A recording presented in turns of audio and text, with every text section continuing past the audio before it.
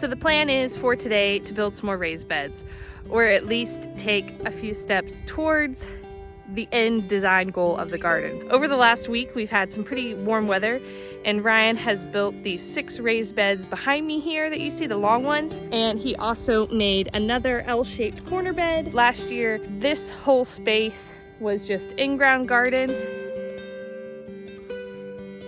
and we also had a large in-ground garden over there in the field. This year, with a new baby on the way especially, we want to work on making the garden efficient as possible.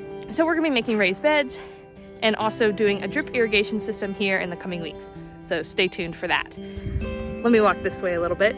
The goal for the garden in design is to have these L-shaped beds on each corner of the garden, kind of boxing it in, and also having a long skinny bed connecting the 2 L-shaped beds. There'll be an opening at the middle point on each side of the garden, and the plan is to eventually do an arch at each opening.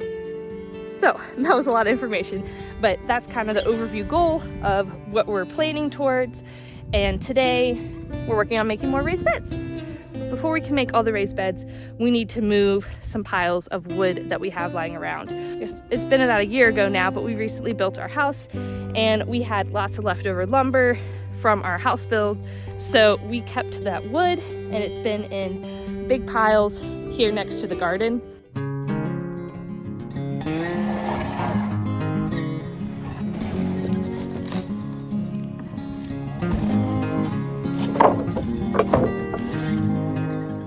So I'm sorting through this, getting the junkier wood to take either to the burn pile or behind the shipping container, and then all the good 2x10s I'm gonna save for the raised beds.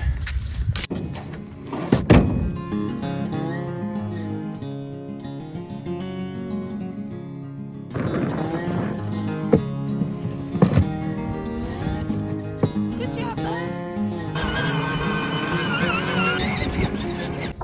Ryan's got most of the wood picked up from this pile now. It actually did a pretty good job of killing off the grass right here, so that'll be nice for that raised bed we put here. And this particular pile would have been in the way of the L-shaped bed. So we're moving all the wood from the garden area down to behind the shipping container here. Eventually I want to build a lean-to off this shipping container just to have all this stuff covered. We could have the tractor covered, the implements covered, just to keep things out of the rain. But that will be in the future. For now, we just want to get the wood over here, get it away from the garden, just clean up a little bit. And we'll try to keep the wood covered as much as possible to keep it out of the weather. And I'm trying to take the time to organize by size. I didn't do that last time. We just kind of threw it in a pile quickly. But it's way more efficient when you actually want to go grab a piece of 2x4 or 2x8, whatever, to not have to sort through the whole pile to get to it. I can't decide whether I'm hot or cold today.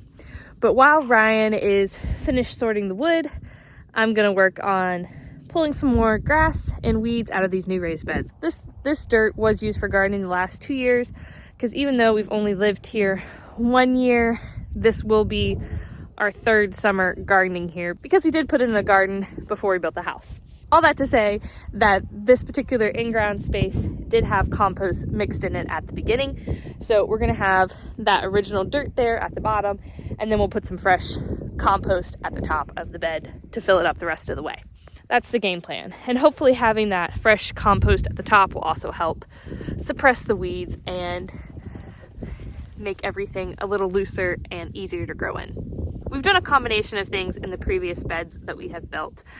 Last year, we had some of the beds that were topped off with a compost topsoil blend that we purchased, and some of the beds had just our native topsoil in it that Ryan scraped with the tractor. The beds that had the compost blend definitely did a lot better than the ones that just had our native topsoil alone, and they also had basically no weeds compared to the beds with our topsoil in it, which had a lot of grass seed.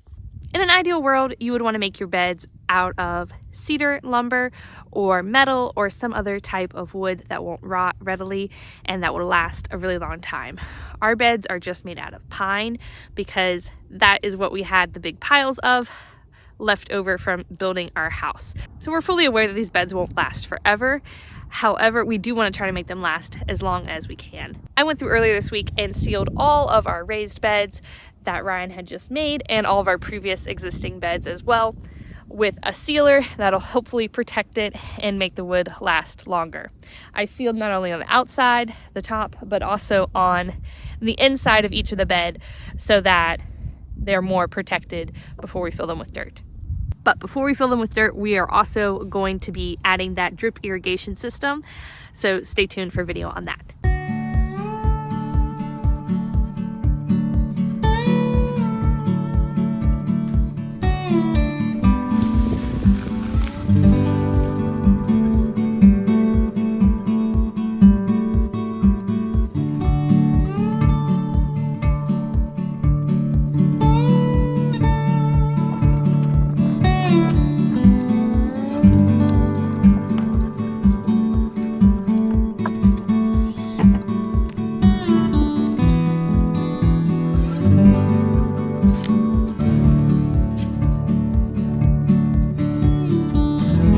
The raised bed is, I'd say 90% weeded now. I've just been throwing all the grass into the pathways.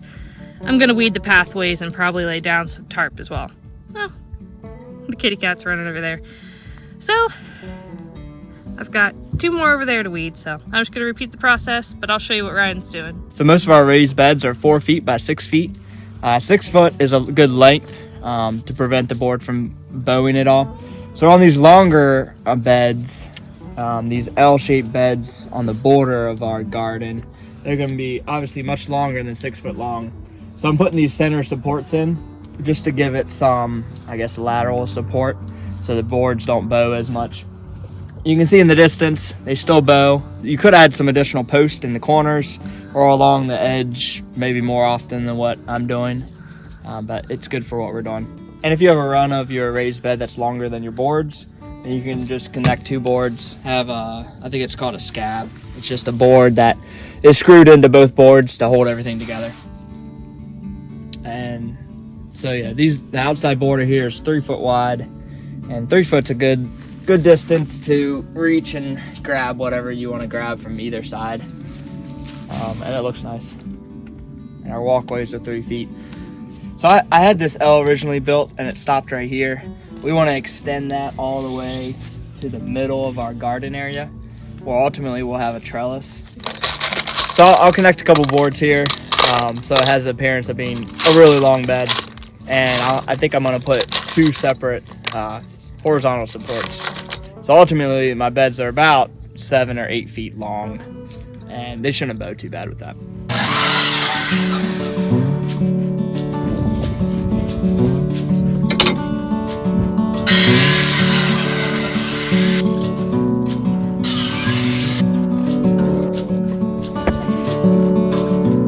So for the ends, we're using 3.5 inch. These are premium wood screws, I think they are. Yeah, premium exterior wood screws. They seem to hold a lot better than just normal wood screws. I don't know what it is about them. Maybe that last little bit is different. They do a good job, and they're long, so that's good for the ends. All the connections or the scabs I'm adding, I'm just using smaller screws that are cheaper.